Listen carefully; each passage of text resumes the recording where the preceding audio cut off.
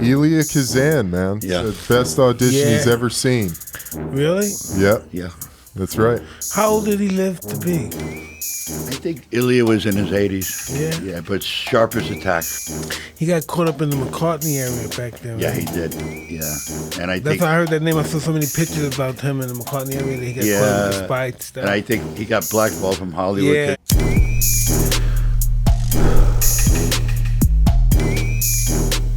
Welcome, everybody, to another episode of Hotboxin with Mike Tyson. I am Eben, Britton. And I am Mike Tyson. Mike, Yes. how are you, brother? I'm pretty awesome today. We got a really cool guest. Dude. Mickey Rourke. Mickey, welcome, man. Thank you very much. Really nice to be here. I haven't seen Mike in, quite a long time. That's awesome. And so Did you forget we was hanging out in Monaco together? I remember we was hanging out in Monaco together, drinking a Magnum of champagne with no shirts on. Man. Yeah. That's awesome, man. I remember that, yeah. Well, and we've also got our brother, Chuck Zito, in the house. What's happening, Chuck? Yo, Mike, Eben. Great to Mickey, have you back, Bye-bye. man. Yeah, we're here. Chuck, Yeah. did you convince Mickey to come in? Into Yeah, I the asked pod? him. I didn't convince him. I asked him. He said he'd love to, man. He Oh, that's awesome, man. Haven't seen Mike in a while, and That's great. told him it's a great podcast. And I haven't seen Mike since we were in Monaco, and very funny story I think very few people know about over here, but Mike and I had to present an award to someone, right? A music award. I don't want to say the guy's name because I don't like the dude. Anyway, we had to present an award to somebody, and they had the lines on a monitor, and Mike and I had to read the lines off the monitor. Now, earlier in the day, they gave us both a set of lines. And Mike took off on his motorcycle somewhere and disappeared all day. And so we went over the lines for I think 10 seconds. Yeah. Then we get to the show, and we're doing the lines, and all of a sudden, I can't read the lines. Mike can't say the lines, and Mike says, "It's your line," and I go, "No, Mike, that's your line." it was just It was disastrous. a really great disaster. Yeah, That's so yeah. crazy. That's awesome, man. What year was that? I don't Oh, recall. man. I don't recall either. Wow, man. Yeah. Well, you guys have known each other a long time. A long time. Yeah. When did With you Paulie guys? Herman. I met him through Paulie Herman. yeah, Paulie. Yeah, back in the day. Cool, man. We go back over 25 years. That's awesome. I remember I was foolish enough to say I'll do an exhibition against this guy who was a former light heavyweight champion, and I never sparred with headgear on. Why'd you do that, Mickey? I never sparred with headgear because Jerry Corey never sparred with headgear, who was like somebody I always looked up to, because he was the only white fighter that could fight, and it was like I never wore headgear. And so the afternoon that we did the exhibition against the world champion Thomas Tate, right? Yeah. Frank Tate. Bill Slayton's putting, God rest his soul, Bill Slayton's putting headgear. I go, Bill, I can't wear a headgear. And he's going, you got to wear it for this. And I just got the piss boxed out of me. And I could hear in the audience for, 3 or 4 rounds, come on, Mickey. It's Mike out there rooting me on, and it was like. That's awesome. Yeah. Yeah, it wasn't a good day for me. Yeah, but the guy wasn't taking either of Mickey. No. He wasn't taking either of Mickey. No, what happened was he caught me with a good punch. So I faked like I was hurt. And then he stepped back, and then I came over with a right. Ooh. And he gave me a schooling after that. And Frank at the time was a very great fighter, Yeah, no doubt, man. In history, a very underrated, name that you don't hear a lot. But Yeah, he could go. absolutely. Well, I mean, as prolific as you are as an actor, boxing is really your heart, man, right? You know what? When people ask me that question, it was what I started out doing at 11 at the 5th Street Gym in Miami, and I had a lot of great role models there, with Ali and Jimmy Ellis and Absolutely. Andrew Dundee was down there, right? Andrew. Yeah, Dundee didn't train me. That wasn't that good. I was an amateur there. Luis Rodriguez, Willie Pastrana before that. And it all started for me when Willie used to come to the boys club and give us lessons when we were all amateur fighters. And I really liked it, I liked it a lot. And I really wanted to play baseball, but that didn't work out because the whole team thing. But, the boxing, I can honestly say, because, I come from a very dark place, and all the dudes I grew up with are around me, and they ended up in a darker place. And the boxing really gave me a discipline and a something to let the steam out and something to take away the shame. Yeah. And it kind of saved my life in a very big way. Yeah. I totally get that, man. There's so much too, getting knocked down and being able to get back up and pick yourself up all the time.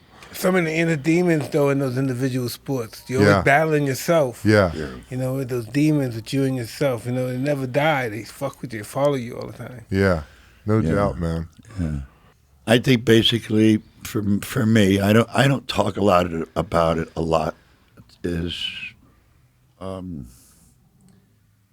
my mother married a very brutal man that was not my father, and he did for a decade. He did a lot of damage, and so you live with shame, and there's nothing worse than living with shame. So what you do is you make a decision: you're going to break or you're going to get strong. Yeah, and then you're going to, after you get strong, you're going to get hard.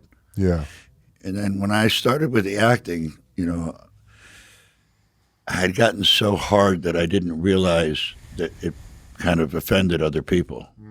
And my therapist explained to me that your pride and your self-respect and your honor can turn on you and become a weakness. And so you got to be careful of that, because people get afraid of you, right? Which is what was the whole point to begin with, Yeah. And then you got to reinvent yourself and go, okay, I don't need to do this. I don't need to make eye contact with every motherfucker that walks by. I don't need to, I can just learn to live peacefully. Yeah.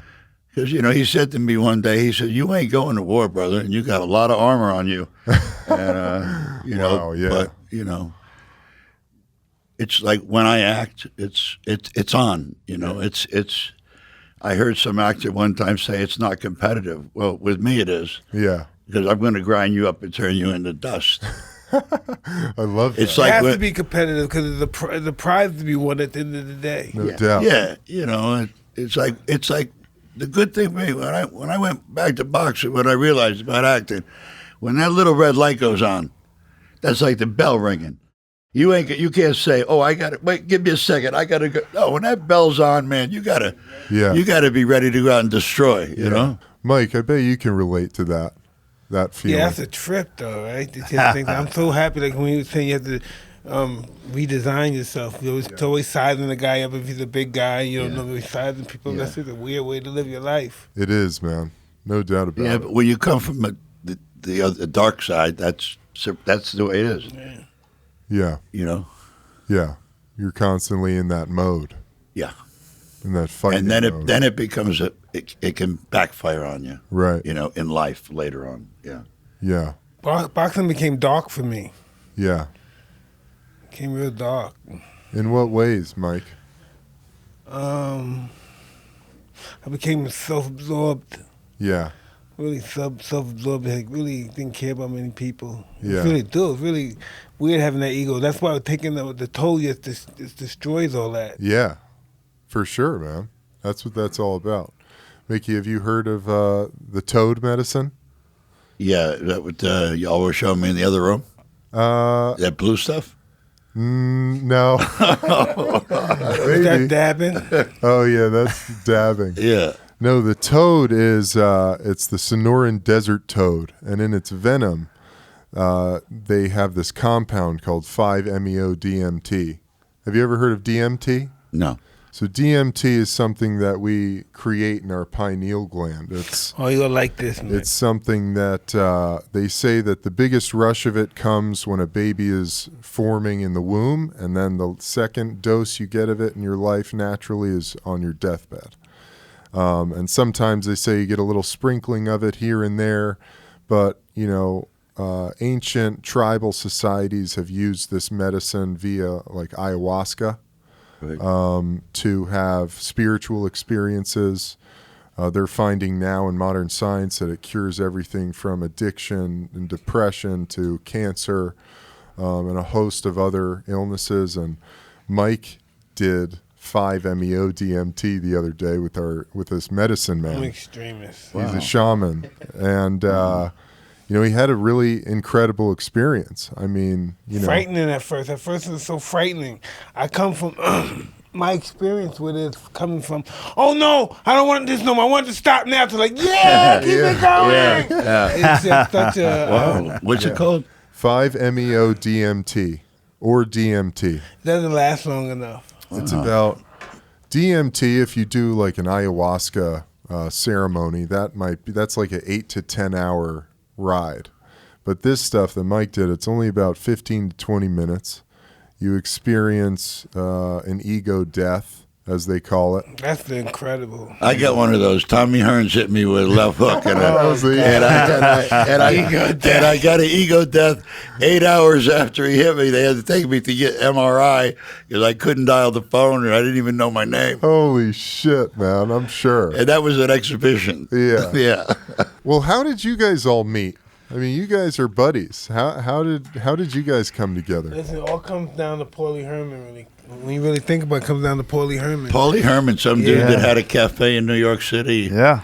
Yeah. His thing was introducing people to people. Oh, my God. Yeah. I love that. Yeah. Yeah, I met everybody that I know basically through Yeah. Paulie Herman. Yeah. That's so funny. Because I remember when I first met Paulie Herman, I had an ice cream cart. And I used to push it. I used to push the cart from the East Village all the way up to Central Park. Holy shit. And then there was this kind of hip restaurant, like all the actors and famous people would go. Yeah. So I would tie my ice cream cart up, and I would go I'd stand out there looking at famous people, going, "Wow!" And then I'd say to Paulie, "Could I come in?" And Are you serious? Yeah. And he'd go, "Well," he'd say, "We're a little crowded tonight, maybe later." And I'd stand out there freezing. And then in the wintertime, I had a pretzel cart.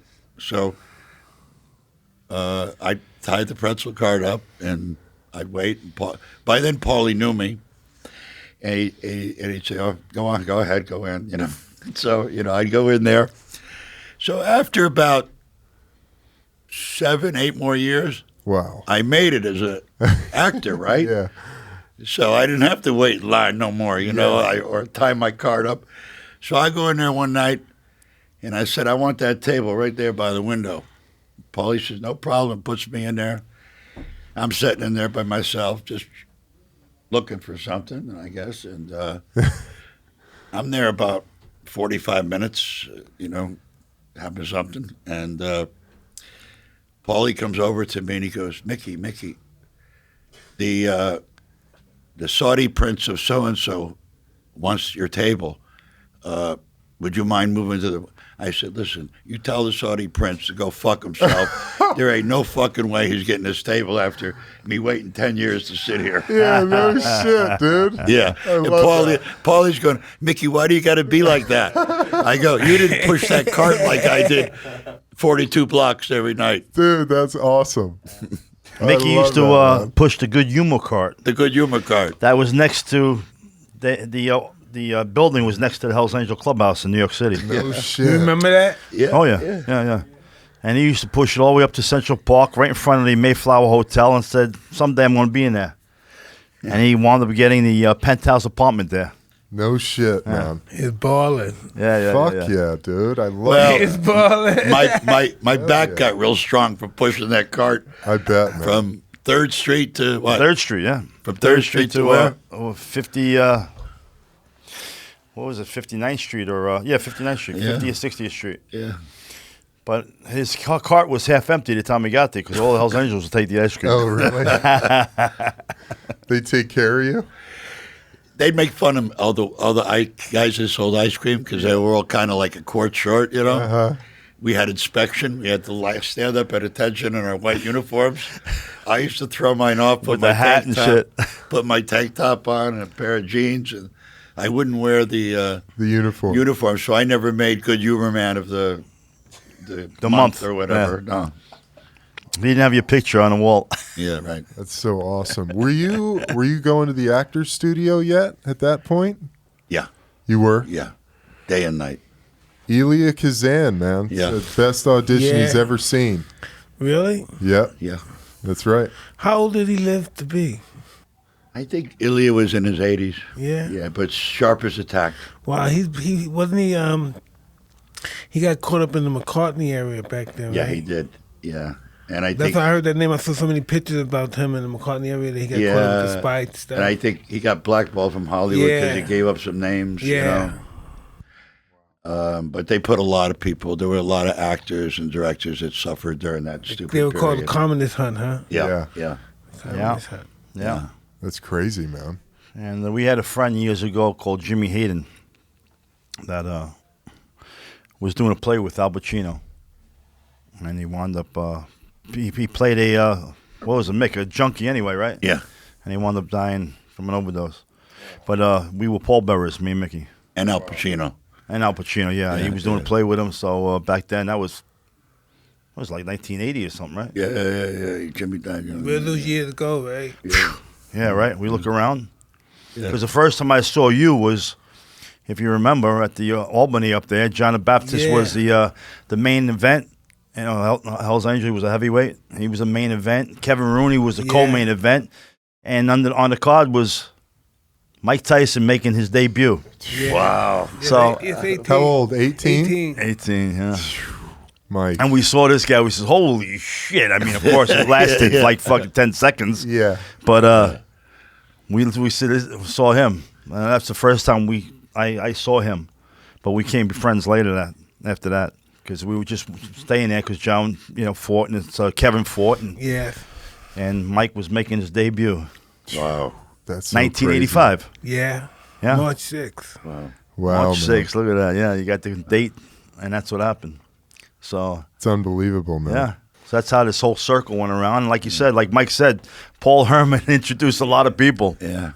And you guys were just kind of like ships passing in the night. until you connected up. It was funny because the first time I went to Cafe Central, that's what we're talking about, the bar there. We were watching myself, Dan Aykroyd, and John Belushi were watching the Sugar Ray Leonard Duran fight, the first one at the Academy of Music because it was on the screen. 1980. And then June 20th. Wow. look at you got the Mike. dates down, baba. Mike's got the dates Who locked. was fighting? Sugar Ray. Sugar Ray Leonard and Roberto Duran. Montreal, Canada. Yes, okay. yes. And at the end of the fight, they said, "Come on, we're going to go to this bar." I said, "I don't drink. I don't hang out at bars." They said, "Oh, there's a lot of girls up there, and ballerinas and everything." I said, "All right, I'll go." And I had my Hell's Angel patch on, and we walked in there, and the place was packed. I mean, Bruce Willis was the bartender. Oh, he my was a God. nobody then. He should still be the bartender.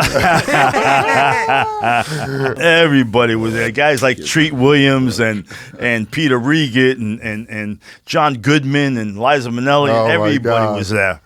So when I walked in with my Hells Angels jacket on, and Sheila Jaffe was the host also with Paul. You remember her?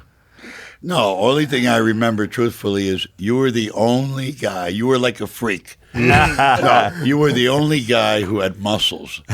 You were the only one. Everybody else looked like a certain way. Yeah. And then So- in would come this guy all ripped up with the tattoos. And Yeah. who's that? Who's that guy? That's awesome. So we're walking around this restaurant, and this guy, Paul Herman, comes up to me the first time I met him. And he goes, "Could I talk to you for a minute?" I said, "Yeah." He goes, "Look, my boss just asked me if you could take your jacket off." Paulie got nerve, right? Yeah. Right? He was just a great guy. I mean, awesome. Everybody loves him. And I says, "Hey, pal, I don't take my patch off for nobody." He goes, "Well, my boss is asking." I said, "Well, you tell your boss to come see me." Who was that? And Peter Herrera, a guy named Peter Herrera, came up. He goes, "What's the problem?" I said, well, this guy's telling me I got to take my jacket. He goes, well, you're scaring my customers. I'd like you to take it off. I said, I'll tell you what, I don't take my patch off for nobody. And he goes, when are you going to have to leave? I said, well, I'm going to leave when my friends leave, who I came with, which was John Belushi and Dan Aykroyd. Oh my God. And then he goes, can I sit down and talk to you for a minute? I said, yeah. So we started talking. I said, look, I'm a Hell's Angel, but I got to tell you something. I never drank in my life. Never smoked in my life. I don't do drugs, nothing. And we started talking. At the end of the talk, like a half hour later, he goes, you know what? You're welcome back anytime you want. That's After awesome. that, I was there every fucking night. Oh man, I believe it, man. I met you there. Huh? Yeah. I met Chuck there. Absolutely. Absolutely. So one night, Paulie come, well, this is afterwards, and then he says, all right, great. So one night after I'm staying there, me and Paulie were in the back room by the bathrooms there, the restrooms. Yeah. And a guy, I was drinking a Coca-Cola. The guy comes over and takes the Coke, and I look at him. I looked at him. I didn't even know this guy from a hole in the wall. And I said, hey, man. He goes, I'm thirsty. And he had 3 guys with him. I said, are you fucking kidding me, man? So we go outside. I think it was just him. He brought his friends with him. 3 shots, 3 knockouts in the middle of the street. And as they all dropped, who comes pulling up in a car? Peter Herrera. He jumps out. God. That's what I'm talking about. That's what I'm fucking talking about. And Paulie says, Pete, these guys started with him. I saw it. And after that, he offered me the job. I became the bouncer. Oh, no shit. Yeah. Oh, I became my the God. bouncer. But now I had the rule was I had to wear a suit, so I wouldn't wear the jacket. So I started, being the bouncer there, and it was That great. was exciting times. Oh, Right? it was great. It was awesome. That sounds so Yeah, cool. about the China Club on Yeah, Broadway. I that mean, was we had some exciting good times. time. Scores, China Club. Scores was We did that awesome. movie Black and White, myself and Mike and everybody else. Everybody We had was fun, in that. Yeah. You know, when you think about it. So So Keith Hernandez is out there. Yeah. we go back now. We're going back, and this is now. Paulie comes up to me one night, and everybody was there. Pesci is there. He just did Raging Bull, and De Niro's hanging out. Pacino. Everybody went there. You know that, Mike. And then he comes up. He goes, look. He goes, a friend of mine just got mugged down in Hell's Kitchen. I says, okay. And what happened? He said they robbed him. I said, all right. And I had my friend Bert. Remember Bert? Yeah. With the hook? Yeah. I said, all right. So we grabbed the guy. It was Jimmy Hayden, right? Yeah. I am meeting for the first time. Yeah. And he goes, I said, what happened? He goes, they robbed me. And I said, all right, you know what? We had a van, right? We had a couple baseball bats in a van. I says, we'll go down there. If you see these guys, just pick them out, and we'll take care of it. So violent. Right? He's So so violent. So we're going down, we're cruising the neighborhood, and now he's getting nervous, Jimmy. Now he's sweating everything else. And then I said, what's the matter, man? He goes, look, I got to tell you something. I really went down there to buy drugs, and they robbed me. I said, what? I said, you're a fucking asshole, man. And I went back to buy Paulie. We're ready to take care of these guys, and this guy went to buy drugs. And that's what happened. Yeah. Wow. That's how I met Jimmy Hayden for the first time. And we became friends. He was a great guy. But then, of course, he died. And like I said, me and Mickey and Al Pacino were pallbearers. It was back in the day, man. The good days, the good times, Mike. Incredible stuff. It's crazy. How is it? I mean, Chuck, being a Hell's Angel, I mean, it's one of the most feared groups in all of America. I mean, I've read Hunter S. Thompson's book. He wrote that in like 3 days they kicked his ass after he too. got beat up. Yeah. They They kicked kicked his his ass. After he got beat up. So tell me. Because he was hanging out with the club for about a year, and they let him, hang out and Yeah. everything else. And what happened was, one night, Hell's Angel had having an argument with his wife, and he smacked his wife, and the dog went to bite him or something. And he kicked the dog. So Hunter Thompson goes, only punks smack their wives and kick their dogs, and that's when the guy kicked the shit out of Hunter Thompson. Wow. So, and then he went back and he read that, wrote that book in I don't know how long. Yeah. So some of it was true, some of it was bullshit, Sure. but that's what happened to Hunter Thompson, man. But I was Hell's Angel for 25 years. I had a good time. I had some bad times too. I did 6 years, in prison. Yeah. But I got out. But I quit the club 14 years ago. Been a while, man. I can't believe 14 years went by so quick. Mick, you're a motorcycle rider as well, right? Enthusiast. I do ride, but I ride less and less because everybody's texting on, and when I train, I don't have time for 5-month injury to heal Yeah. because I only got a certain amount of time left to do my thing, and Yeah. I don't want a motorcycle injury to set me back. So it's just like you expect to have injuries riding a motorcycle. Yeah. Yeah. I'm not the greatest motorcycle rider in the world either. My mind floats around. Yeah, yeah. Yeah, I had a bike but- accident. But with everybody texting, it's Yeah. Man, driving is a nightmare. I mean, the worst crash It's a I ever mess. had, I was only going 10 miles an hour, but I hit oil, and Oh, I mean, you're just thinking, And when you hit the ground, you're all fucked up. yeah, Oh, yeah. yeah. even 10 miles an hour hurts because you got that Take your bike. skin off, Evan. You're all Yeah, fucked it's up. a So that happened May with me. puncture your lung. You may crack your rib and it puncture your lung. Fuck that, man. It's crazy. That big bike accident I had that time when I snapped my leg in half in Ooh. eight places and road rash. My whole arm was ripped to shit. And I always remember Mike always gave me the shout out, man, when he was fighting a guy named Orlin Norris. Yeah. You know. At the end of it. At the end of it, and it was awesome, man. He goes, I just want to say, Heal up to Yeah, my yeah. best buddy, Chuck Zito. That's hello, my awesome, good man. friend Chuck Zito. Get woke soon, brother. I love you. Peace. Yeah. You know? I love it, man. Well, Mike's got a huge heart, man. Yeah, somebody Absolutely. said Chuck fucked up. Yeah, I was home. Heal quick, Chuck. Yeah.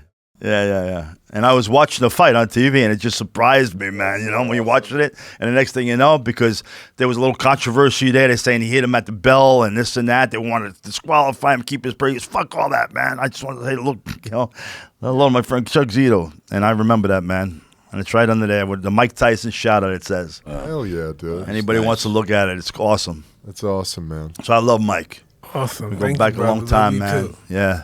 Were you training at 12?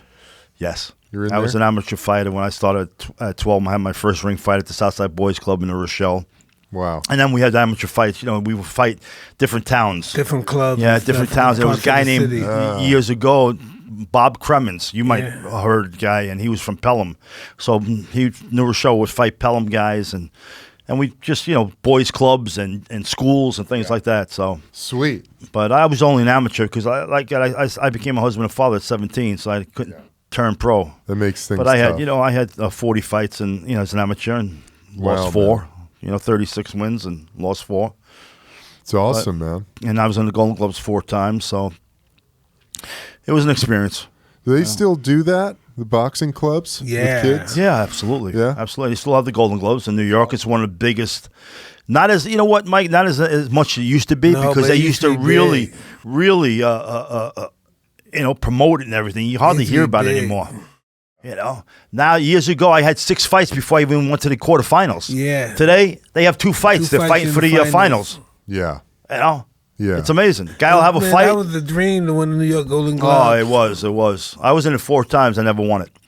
But, I tried my hardest. But, again, I was almost like Mickey. I never trained, man. I'm just going it. I And, eventually trained. huh? I No, eventually back in, yeah. Yeah. It's hard. Between the 3 of us, Mike, look at him. Undisputed heavyweight champion of the world. No doubt, man. I had a great teacher. Yes. Cus. How was Cuss, Mike? Total discipline. Yeah. Don't fuck around. Really? What kind of stuff would he have you do? Did he just run a super tight ship at the gym? Yeah, pretty much the gym, but he really ran a psychological mind game. Oh. What did he do? It's preparing you for a war, Yeah. psychologically. Yeah. Yeah. He had a great teacher, Mickey, Bill Slayton, a Rest bunch his of guys, soul. yeah. Bunch of guys. And, of course, my father, trained me, and he was always at my fights. So he was always in my corner. What do you guys think of the state of boxing? Did you guys watch the Wilder Fury fight? No, I didn't hear about it. It was a good fight. Yeah, I was there, yeah. What'd you think, Mick? Well, first of all, I had 3 dozen gypsies sitting next to me. Yeah, Oh, wow. Tyson Fury's family. And I got a taste of that world because they were fighting with all the security guards. Oh, wow.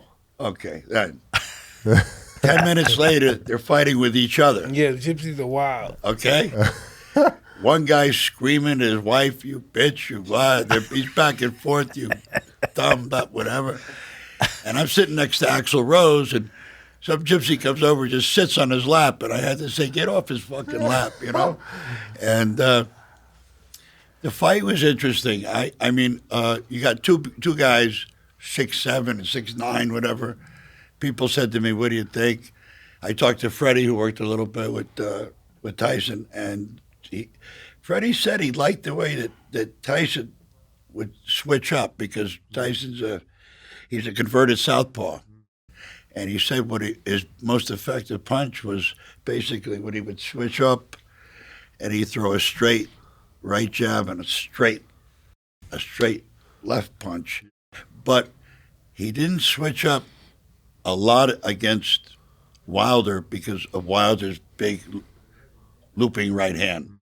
Or sometimes Wilder would shoot it straight, or he'd loop it over the top. So it was dangerous for him to turn southpaw on. That makes sense. You didn't see him switch up as much as you had in prior fights. Interesting. Yeah, well, yeah. Just the They're saying it's a technique. good fight, and it's immediate rematch. Yeah, that's gonna be interesting. Yeah, That's cool. So they're going to fight again. It's awesome. I like Tyson Fury. He's an awesome guy. He's fun. You He's met got him? a great name. Yeah, I love him. Yeah.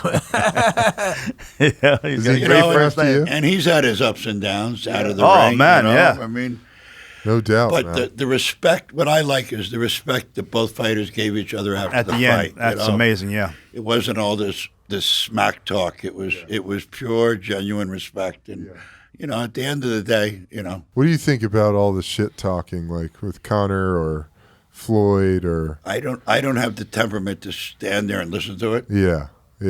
So I would prefer not to say anything to anybody, just remain quiet. But it's really hard when somebody's 3 inches away Talking shit. talking smack and pushing That's part you. of the game too, though. Yeah. Yeah. Part of the game too. You Yeah. gotta deal with those kind of guys too. So it depends on how you do it. See, Connor does it so good. Yeah. yeah. I would lose it, you know. Yeah. Yeah. I get it, man. That would piss me off. Like the Khabib and Connor fight. I mean, fuck. Oh my God, that was unbelievable. I was there for that brawl. That was I was nuts. right there for that. Well, that's why I like seeing the fight with Mike and that big dude from the street he had a problem with. Oh, Mitch Green. Mitch Green. What? Mitch Green. Mitch Green. Mitch Green. With the Mitch Green. Blood, Yeah. Mitch Blood Green. Yeah. Oh, I couldn't Yeah, wait yeah. to see that The fight. gang Their last Yeah, fight was at yeah. Dapper Dan's up in Harlem. remember? Oh, God. What's my luck? I'm going to see this guy. Like, oh, man, I'm drunk. I've been drinking that night. I see this guy. Oh, yeah. no. Oh, shit. What happened, Mike? He just was talking too much and talking. Yeah, he's a and big talking. dude. Oh, yeah, yeah, Oh, man.